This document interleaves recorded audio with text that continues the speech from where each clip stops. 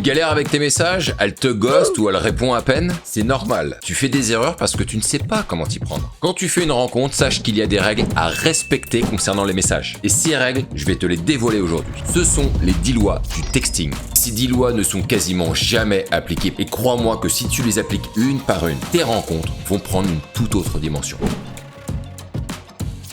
Alors sache que ce que je m'apprête à te dévoiler aujourd'hui n'est qu'une toute petite partie de mon programme qui s'appelle Shadow Texting. Et si jamais tu veux en apprendre plus sur la manière de gérer les messages lors d'une rencontre, tu as le lien de mon programme en description. Et on commence tout de suite avec la première règle qui est de ne pas écrire des pavés. Le but des textos, c'est de garder une conversation légère, sympa et rigolote pour arriver à soit un appel, soit un rendez-vous. Si tu commences à envoyer des pavés, déjà c'est compliqué à lire et en plus tu vas donner l'impression que t'es quelqu'un qui se prend pas trop la tête avant d'écrire et que tu envoies tout ce qui te passe par la tête par message. Aujourd'hui, on est tellement abreuvé d'écrits que quand ça prend du temps à lire, si t'en rajoutes encore une couche, ça va saouler tout le monde. En plus, elle aura du mal à répondre de façon égale par rapport à ton message parce que quand il y a plusieurs idées dans un seul message, c'est très compliqué de rebondir sur chacun des points. Du coup, ça va lui demander trop d'efforts pour répondre, tant et si bien que souvent la réponse à un message super long, c'est « Ok, cool ». Donc, faut faire simple, court et efficace. Mon principe de base, c'est d'envoyer une ou deux idées grand maximum par message. Quand je dis idée, je parle même de véhicule. Qu'est-ce que tu véhicules par message? Pas besoin de parler de ta vie, de comment va ta sœur et de balancer une blague en même temps. Ça fait trop dans un même message. Plus il y a de texte et plus c'est confus et plus c'est compliqué pour elle de répondre. Donc à l'intérieur de ton message, il doit y avoir une ou deux idées maximum par texto et bien sûr, tu restes cool. D'ailleurs, si tu viens d'arriver sur la chaîne, je m'appelle Brice et ça fait plus de 10 ans que je me suis plongé dans le monde des rencontres et de la séduction. Est-ce que tu trouves cette vidéo intéressante? Sache que je t'ai préparé un petit résumé de la vidéo en PDF et que tu pourras mettre dans ton téléphone. Pour te le procurer, rien de plus simple, c'est le premier lien que tu trouveras en description. La deuxième loi, c'est de ne pas aller trop vite en besogne. L'un des problèmes que je vois très souvent, c'est que le mec veut aller vite, alors que la fille n'est pas encore dans ce mood. Surtout si la conversation ne se passe pas super bien. Le truc, c'est que si tout roule par texto, quelque part, c'est normal de vouloir aller rapidement vers un rendez-vous, mais à condition que la fille soit aussi sur le même tempo que toi. C'est ça le problème. Parfois, une femme pourrait être prête à te voir, mais il lui manque encore quelques petites preuves en fonction de son propre logiciel. Elles fonctionnent pas toutes pareilles, les gars. Elles n'ont pas toutes besoin de valider les mêmes choses dans un timing identique. Parfois, tu peux rencontrer une femme, l'interaction se passe bien et il n'y a aucun problème pour se voir dans la semaine qui suit, voire même le jour d'après. Mais parfois, à interaction égale, une autre femme aura besoin tout de suite d'en savoir un peu plus sur toi. Et si elle n'a pas ces informations et que le mec pousse pour se voir quand même, alors qu'elle considère qu'elle a besoin de ces informations avant de te voir,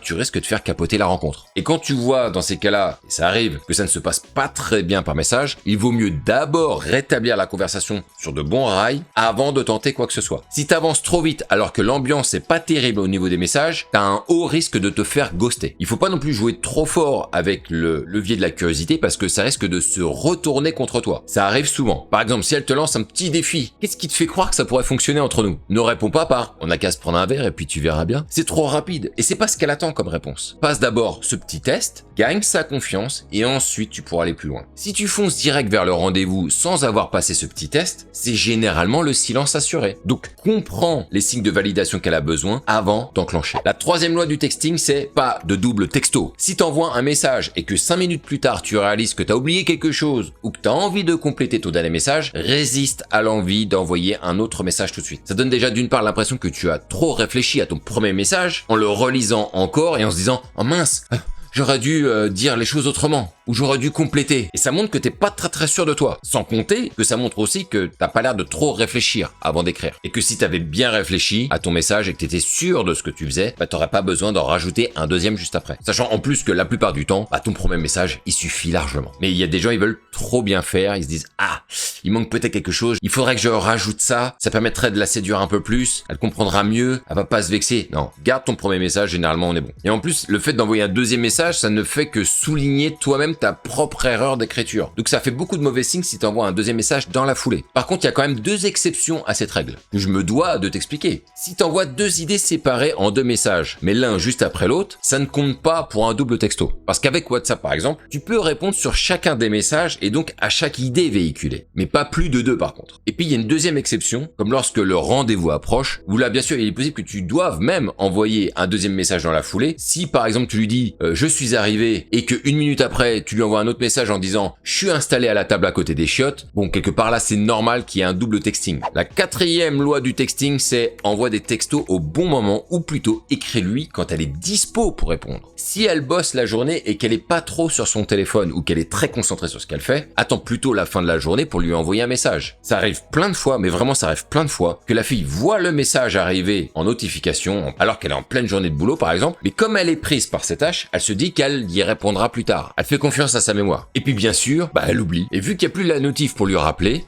tu n'as pas de réponse. Et c'est pas parce qu'elle a pas envie de te répondre, c'est juste qu'elle a oublié de le faire. De la même manière, évite les messages au milieu de la nuit, parce que d'une part, ça montre que t'as encore le nez sur ton téléphone très tardivement, ça c'est pas un très bon signal. Et si en plus elle est couchée et que son téléphone vibre et que ça la réveille, ça risque de la saouler. Pourquoi il m'envoie un message à cette heure-là? Il est malade ou quoi lui? Il a pas de vie? Mais l'autre problème aussi d'envoyer un message trop tardivement, c'est que elle peut voir le message au réveil, mais comme elle aura la tête dans le sac et qu'elle aura une tonne de notifications qui seront arrivées durant la nuit, ton message, il risque de passer à la trappe. Donc envoie tes messages quand elle est plus tranquille et quand elle est plus à même de répondre, c'est-à-dire vers les coups de 17-18 heures. La cinquième loi du texting, reste cool et détendu avec un ton sympa et léger, et je sais qu'il va falloir préciser un petit peu. Si tes messages deviennent trop formels ou sérieux, ça va te desservir parce que tu places une sorte de barrière entre elle et toi. Et ça se matérialise souvent dans le fait d'utiliser des mots trop complexes pour essayer un peu de lui montrer l'étendue de ton vocabulaire ultra riche et en même temps de faire une sorte de démonstration de ton intellect suprême. Mais tout ça, c'est du bullshit et ça saoule tout le monde. Et pour avoir déjà lu des messages comme ça, je te garantis que quand tu lis ça, ça fait mais tellement ridicule. On a l'impression d'avoir un mec qui se prend pour Baudelaire alors qu'on est dans des échanges simples avec une personne simple.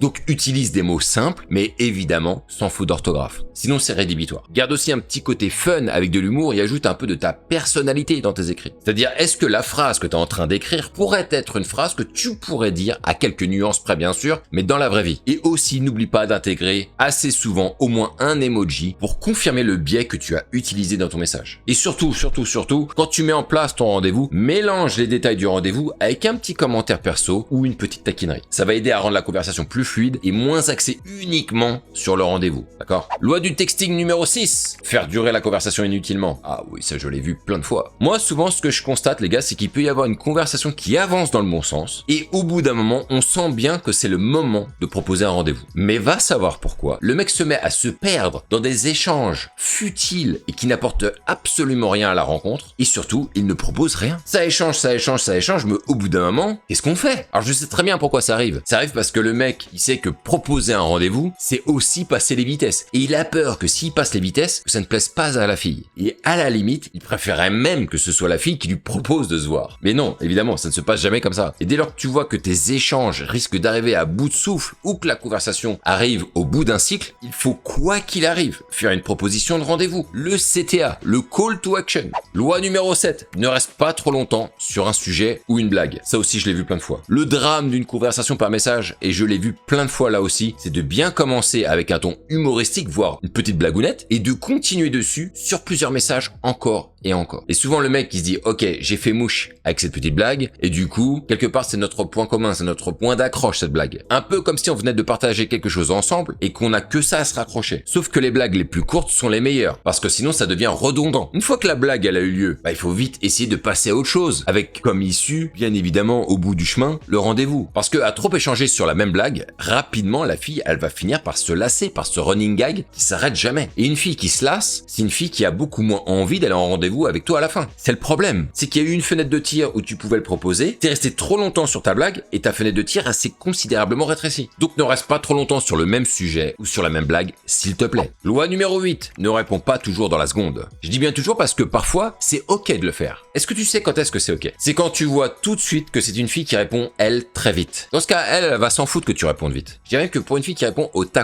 c'est même souvent énervant pour elle. Alors, pas tout le temps bien sûr, mais que le mec mette trop de temps à répondre. Pour des nanas comme ça, elle a l'impression que le mec il s'en fout s'il répond pas dans un certain laps de temps. Mais pour les autres qui prennent du temps à répondre, il faut jamais répondre à la seconde. Parce que ça va indiquer clairement que tu n'attends qu'une seule chose, c'est de recevoir un message d'elle pour tout de suite échanger. Alors les gars, moi quand j'ai commencé dans le domaine de la séduction, il y avait ce mythe qui disait que si tu réponds tardivement, ça montre que t'as une vie bien remplie. Je vais être clair les gars, sur ce sujet, c'est du bullshit de dragueur qui a jamais été prouvé par des feedbacks provenant des femmes. C'est juste des règles de de pick-up artist geekos. Parce que non, le fait de ne pas répondre tout de suite, ça ne montre pas que t'as une vie bien remplie. Ça veut rien dire. Mais ça montre que t'es simplement occupé à faire quelque chose et que t'as pas la tronche sur ton téléphone H24. C'est ça que ça démontre. Le mec, il est occupé en train de faire un truc, donc il a pas vu mon message. Voilà. Il y a pas longtemps, j'ai reçu un message 10 minutes avant de partir à mon entraînement de basket. Et comme c'était le genre de nana qui ne répondait pas rapidement à mes messages, je dirais même qu'elle mettait beaucoup d'heures à répondre, eh ben je n'ai pas répondu tout de suite parce que c'était trop court si je devais répondre maintenant par rapport à son rythme à elle. Et je n'ai pas non plus répondu après l'entraînement parce que comme je te l'ai dit juste avant, bah ça aurait été trop tard. Du coup, j'ai envoyé mon message sur les coups du 8h du matin le lendemain. Et ce qui est marrant, c'est que là où elle mettait du temps à répondre, bizarrement, elle s'est soudainement mise à répondre plus vite. Tu vois? Donc la règle que je te conseille d'appliquer, c'est d'attendre au moins 30 minutes avant de répondre au tout début de la rencontre, au tout début des échanges par message. Si après ce message, elle met du temps à répondre à chaque fois, alors tu réponds au bout d'une heure minimum et en même temps maximum. Au-delà, même si elle fait plus, au-delà c'est trop. Sauf quand il t'arrive le scénario que je t'expliquais juste avant, où le mieux est de répondre le lendemain, et évidemment aussi si t'as affaire à quelqu'un qui répond du tac au tac, dans ces cas-là ça sert à rien de faire le mec qui répond tardivement exprès, alors que la nana elle est dans un rythme assez rapide et il n'y a pas de raison